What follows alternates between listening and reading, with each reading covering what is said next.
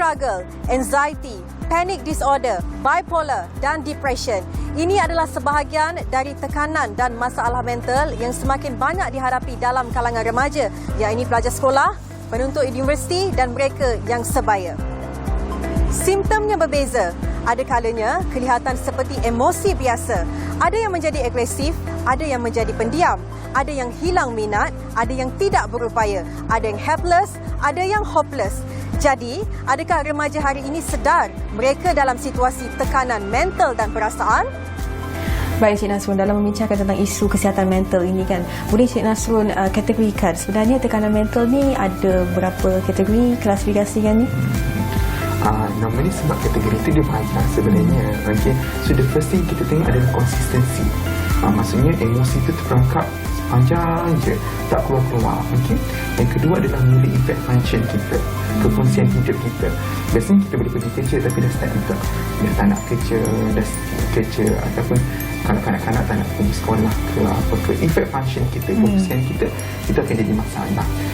Tapi bila kita bercakap pasal kategori masalah kesihatan mental tu, dia ada banyak pula. Okay, maksudnya bila effect function tu kita nak tengok juga depress ke, anxiety ke. Okay. Kalau depress tu menyebabkan macam tekanan, okay, banyak rasa down, sedih, itu lebih kepada depress. Okay. Tapi kalau anxiety tu menyebabkan rasa bimbang, risau, dia macam mana nanti, that's lebih kepada anxiety. Okay. Lepas tu kita ada juga kita panggil psikosis. Psikosis tu kalau dengar suara ataupun nampak apa orang tak nampak, itu psikosis. So itu antara kategori lah in general. Dia banyak lagi, cuma yang beri in general untuk kita kenal. Biasa kita kenal depress tu apa, anxiety tu apa, ataupun psikosis. So that kita tahu, oh ya, mungkin ada something goes wrong dengan kita, baru kita boleh tahu nak ke mana. Okey.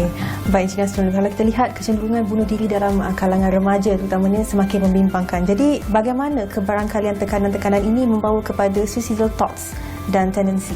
Sebenarnya suicidal thought ni boleh come across all ages. Okay? Maksudnya semua peringkat umur. Mungkin cuma presentasi ataupun cara ditunjukkan oleh orang muda ni lagi senang. Okay, senang-senang je tweet, senang-senang je cerita dekat Facebook ke apa kan. Tapi sebenarnya benda ni adalah dia all ages. Okay, saya pernah jumpa kes di mana kanak-kanak pun dah ada the feeling orang rasa macam kalau dia tak hidup kat sini pun tak apa. Okay, dia tak nak hidup dah pun. Okay, which is like baru umur 12-11 tahun tapi dah ada juga. Okay, which is like sebenarnya bila kita bercakap pasal suicidal ideation ataupun pemikiran bunuh diri ini adalah dia boleh terkena ataupun boleh come across semua orang. Okay. Tapi apa yang terjadi normally, kebanyakan untuk suicidal ideation itu dia akan start dengan depress dulu lah, tekanan. Okay. Which is kita rasa tertekan sangat.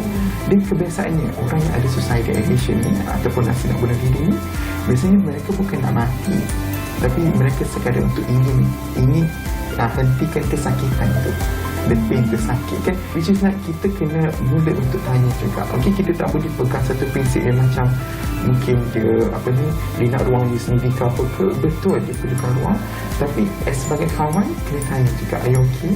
Maksudnya kita kena create keterbukaan tu, dan juga kita kena tanya juga. Itu sebagai kawan lah. Sebagai masyarakat in general ni adalah untuk kita tidak terlalu cepat menghukum lah. Okay, itu yang membuatkan stigma tu. Sebab kita, oh you ada bunuh diri ke, you ada ni ke apa kan. Okay, which is like create stigma. So sebagai masyarakat, peranan masyarakat adalah untuk reduce the stigma tu. Which is like kalau tahu anak jiran sebelah ke apa, kita jangan terlalu overreact ke apa kan. Kita memahami, okay, which is like kita treat masalah kesihatan mental ni sama dengan orang fizikal.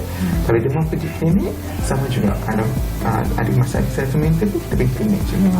Okey, baik. Terima kasih, Encik Nasrun.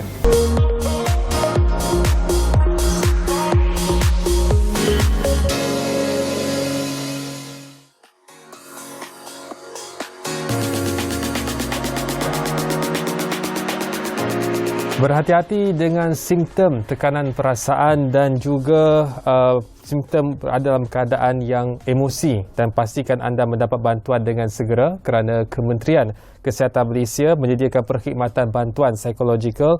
Untuk tujuan ini menerusi kempen Let's Talk Minda Sihat, dan ini yang kita paparkan adalah senarai direktori bantuan bagi anda yang memerlukan bantuan. Dan ketika ini, kepada para penonton yang menonton kami di waktu ini, kita bawakan Darah Muda Musim Baharu dengan kerjasama rakan strategik Yayasan Peneraju Pendidikan Bumi Putra, dan set yang anda lihat ketika ini merupakan tajaan daripada Majlis Reka Bentuk Malaysia yang merupakan sebuah agensi di bawah Kementerian Perdagangan Antarabangsa dan Industri MITI, dan ini merupakan sebahagian daripada set Arte Como yang mendapat anugerah Malaysia Good Design Award dan direka oleh pereka muda iaitu Muhammad Sujat Hasbullah berusia 33 tahun dan dikeluarkan oleh syarikat tempatan iaitu Oasis Furniture Industry Sdn Bhd. Dan membawa pada topik perbincangan kita pada ketika ini memberi tumpuan kepada hampir masuk minggu kedua bencana banjir yang menghadapi negara, dan di Darah Muda kita membawakan kepada anda mereka yang berada di lapangan, dan kami berbangga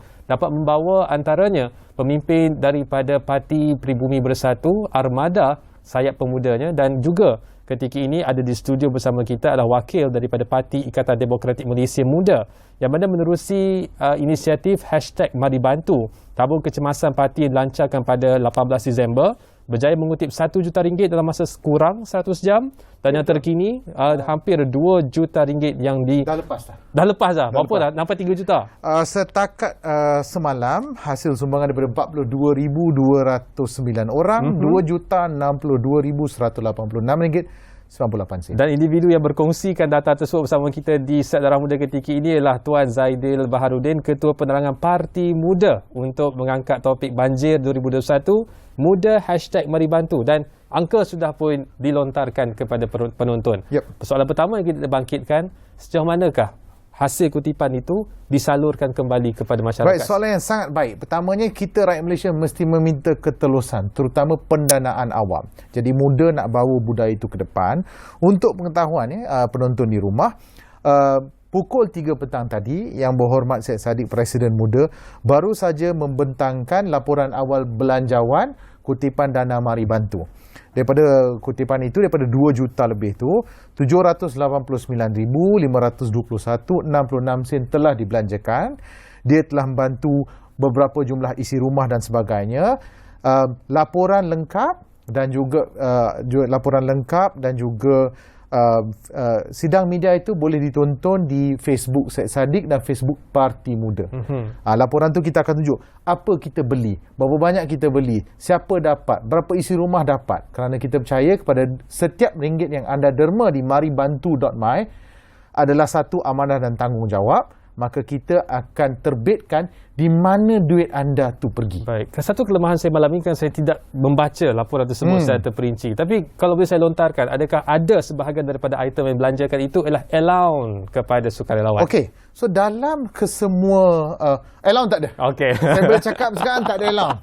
Ini sukarelawan, dia kena suka, dia kena rela, dan dia kena want. Baik. Soalan seterusnya ialah berkenaan dengan mengapa buat kutipan seperti itu? Kenapa tidak gunakan kaedah pergi ke satu organisasi yang besar, dapatkan dana yang besar dan kemudian disalurkan kepada... Kalau kerajaan Malaysia sudi bagi Parti Muda 10 juta, Alhamdulillah. Tapi malangnya kita tengok banjir ini sedikit lambat kerajaan Malaysia. Jadi kita buat dulu. Jadi kita minta pendanaan awam. Bersebut tentang allowance tadi, dalam mana-mana organisasi NGO dan sebagainya, selalunya diberikan berapa peratus untuk kos pengurusan. Kalau pergi ke Parti Muda punya social media, Twitter, Facebook dan Instagram, kita akan tunjuk berapa peratus daripada duit yang disumbangkan itu pergi kepada kos pengurusan. Jadi anda tahu. Jadi bila kita derma RM10, RM1, RM100, kita tahu mana duit itu pergi. Apa berlaku. Dan ada sedikit ketelusan dan mungkin kepuasan kepada penderma. Jadi ramai-ramai boleh pergi ke Parti Muda punya Twitter, twitter.com/Parti Muda, Facebook Parti Muda, Instagram Parti Muda. Ada kita ada infografik tunjuk pecahan, berapa banyak water jet beli dan sebagainya. Baik. Yang pertamanya saya perlu letakkan nota kaki bahawa sama ada kerajaan lambat ataupun tidak, itu saya serahkan kepada penonton. Tetapi dari sudut pembelanjaan bajet 2022, perkara itu sudah pun dana bencana ini masih ada sedia ada. Tidak lagi diumumkan untuk tujuan bajetnya, ya ataupun tidak. Baik. Kita tinggalkan soal itu dan beralih kepada soalan seterusnya. Berkenaan dengan bagaimanakah bentuk bantuan yang sampai kepada mangsa, adakah dalam bentuk perkhidmatan, barangan ataupun makanan dan sebagainya. Okey, sekali lagi dalam laporan tu ada. Kita ada bentuk pack makanan, ada dalam bentuk perkhidmatan, ada dalam bentuk bantuan barangan keperluan, macam-macam. Jadi dalam kita punya belanjawan yang diterbitkan pada pukul 3 petang tadi ada diperincikan begitu. Termasuk juga ada belanjawan, contohnya kita belanja, contohnya macam di awal-awal di Sri Muda, yang mana apabila tak ada agensi kerajaan tak nampak dan sebagainya, orang nak cepat, kita ada guna duit untuk beli bot misalnya. Ataupun contoh kita perlukan jentera berat di kawasan macam Langat pun ada dibuat di situ. Malah kalau ikut pengumuman pukul 3 petang tadi, di akhir program atau inisiatif Mari Bantu ini, YB Syed Saddiq ada minta untuk syarikat-syarikat pengauditan besar kalau boleh buat secara pro bono untuk audit semua belanjawan kita. Jadi kalau semua kerja-kerja di lapangan yang diketuai oleh ketua-ketua lapangan yang kebanyakannya orang muda, dia pembelian tu dia kena ada dapat resit. Dia kena tunjuk dengan kita apa dia belanja dan sebagainya. Baru kita bagi baik. Ini dana, okey, pergilah beli sekian. Dan bagaimana kaedah diselaraskan pendanaan? Satu pusat di tengah-tengah di Kuala Lumpur, ada pusat-pusat kecil di Kuala Lumpur, kemudian kita gunakan teknologi yang agak canggih lah yang semua orang kenal, iaitu Zoom, WhatsApp group, Telegram dan juga Google Drive lah. Jadi low cost, high impact. Itu cara kita. Dan oleh kerana Parti Muda ni ditubuhkan waktu pandemik, jadi kita biasa gunakan alatan-alatan digital ini. Itu sebab tu dia boleh dibuat lah. Dan sebenarnya ini bukan unik pada muda, bukanlah muda ni pakar lah. Tak, sebenarnya semua NGO atau badan pertubuhan boleh guna kaedah yang sama, dan itu yang saya rasa di Malaysia ni kita mesti tuntut budaya ketulusan, bukan saja di kalangan ahli-ahli politik atau kerajaan, tapi di semua peringkat. Baik. Saya selesai bahagian pendanaan. Bagaimana disalurkan, bagaimana ia dikutip, apakah laporan dan bagaimana ia sampai kepada mangsa. Seterusnya soal sukarelawan. Bagaimana mereka dikumpul dan bagaimana pula mereka dilepaskan ke lapangan. Itu menarik. Itu satu yang agak menarik. So, jadi apa kita buat? Kenapa kita boleh cepat kumpul dana dan cepat kita dapat sukarelawan? Sebab kita gunakan platform internet. Jadi kalau maribantu.my itu bukan saja untuk pendanaan, tapi anda boleh daftar untuk jadi sukarelawan. So, cara kita buat, bila daftar jadi sukarelawan, bawah tu dia akan bagi tahu parlimen mana yang dia berminat. So, mula-mula belanja ni Kuala Lumpur dengan Selangor. Bila dah didaftarkan, dia akan masuk dalam senarai email kita. Kemudian kita akan hantar dia link Telegram parlimen yang dia masuk tu. Dan setiap hari di social media dan juga di email, kalau anda daftar dengan Mari Bantu, tolong semak email. Kadang-kadang dia masuk dalam spam sebab dia hantar banyak-banyak atau marketing atau promotion. Kita akan terbitkan jadual harian. Hari Selasa ada gotong royong di sekian tempat. Jadi katalah orang tu berminat, dia boleh masuk dalam Telegram tu. Dalam tu ada maklumat tambahan lagi. Baik, berkumpul di sekian tempat pada waktu-waktu ini, sila bawa ini. Begitu. Dan semua sukarelawan kita diminta untuk buat ujian RTK kendiri sebelum dan selepas. Dan kos itu ditanggung oleh muda. Untuk ujian RTK ya kita boleh tanggunglah, kita ada bagi. Itu sebahagian daripada kos kita lah. Cumanya ya betul. Dan bagaimana pula dengan range umur itu yang menyertai muda? Adakah yang muda yelah, betul? Nama muda lah. Nama macam muda, tapi tak, sebenarnya pelbagai bangsa. Macam tadi ada sebut Ikatan Parti Demokrat, It's Malaysian United Democratic Alliance kan. Dia terbuka kepada semua umur. Orang yang saya tak pernah jumpa sebelum ni. Contoh macam kita tengah buat di Shah Alam, tiba-tiba ada pakcik daripada Seremban, Chinese datang nak tolong sebab dia tengok Twitter kita dan sebagainya. Jadi dia banyak orang muda sebab dia orang yang bertenaga sikit. Tapi pelbagai umur, pelbagai bangsa, pelbagai latar belakang. Baik. Dan penyertaannya bagaimana? Yang turun ke lapangan ini, adakah mereka yang datang benar-benar untuk membantu atau mereka datang kerana publicity yang dibawa oleh muda tu? Kalau post confirm banyak like. Nawaitu dia saya tak tahu. Dia nak nawaitu dia kita tak tahu. Tapi yang pasti dia, kalau dia nak datang untuk publicity sekalipun, kita akan pastikan balik tu dia akan penat. Tak apalah nak datang untuk publicity ke kerana hati mulia ke apa. Yang pasti anda akan tolak selut, angkat barang, bersihkan rumah. Nawaitu anda itu simpanlah hati. Okay. Tapi pengalaman Cik Zaidir sendiri berada di lapangan ataupun bagaimana? Saya ada di Section 24 hari itu.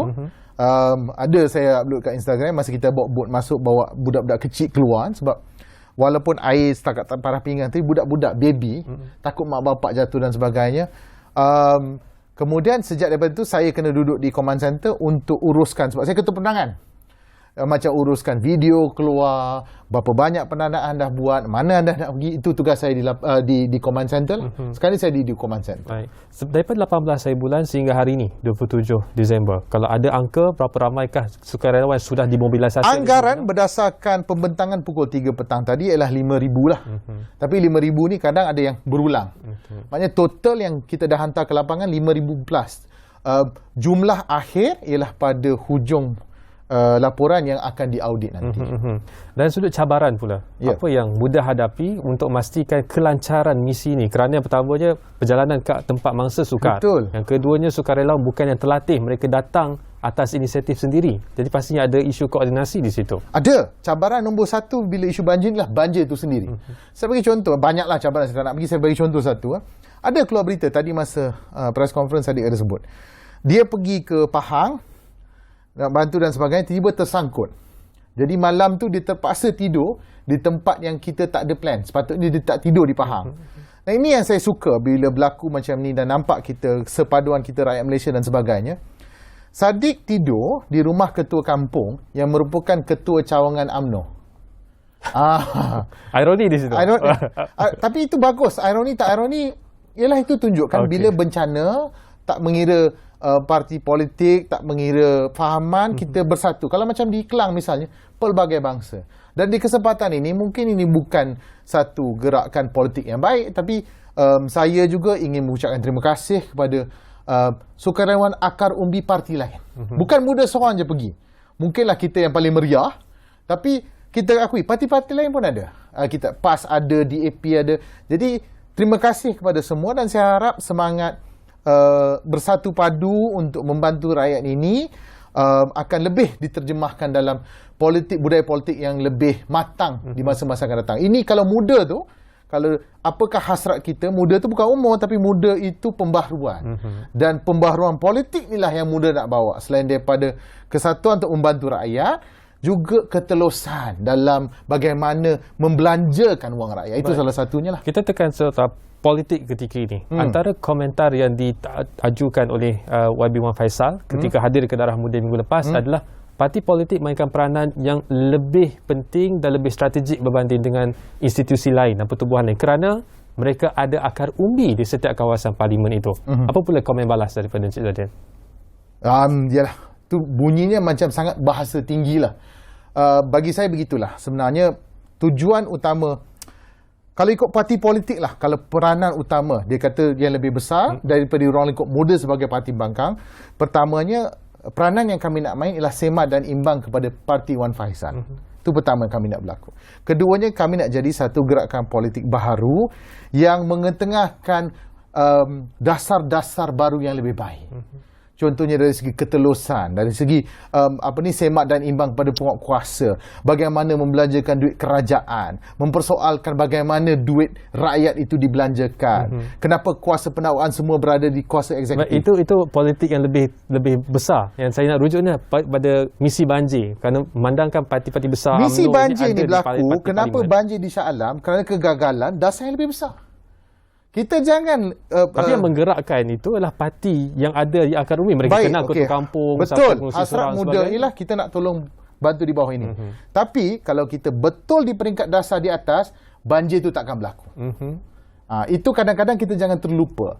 Kegagalan yang mana banjir ini boleh berlaku bukan sahaja daripada reaksi, tapi contohnya misalnya perparitan yang tak betul atau pembalakan ataupun tanah runtuh. Kalau kita perbetulkan dasar yang besar, maka tragedi seperti ini dapat dikurangkan. Tapi itu kenyataan yang bertentangan dengan apa yang disebut oleh Datuk Seri Insinyur Zani Ujang bahawa perkara ini memang berlaku kerana satu kali dalam masa 100 tahun. Di luar jangka, hujan yang sangat banyak. Tapi kita beralih daripada isu tersebut. Saya macam ni, kalau gitu saya suka tak berbeza pendapat dengan dia. Dan kalau bernama selaku agensi yang dibayar untuk rakyat, sudi untuk bawa perbahasan yang sihat ini dan bawa muda untuk berbahas dengan Zaini Ujang misalnya ataupun Wan Faisal, saya mengalu-alukan sangat-sangat dengan perkara itu. Baik, kita fokus balik kepada aktiviti kesukarelawan untuk membantu mangsa banjir. Antara lain adalah berkenaan dengan fasa pemulihan pasca banjir ini. Adakah bentuk bantuan yang akan dihantar juga akan berbeza mengikut keperluan mangsa nanti? Ya, berbeza. Mengikut peluang mangsa.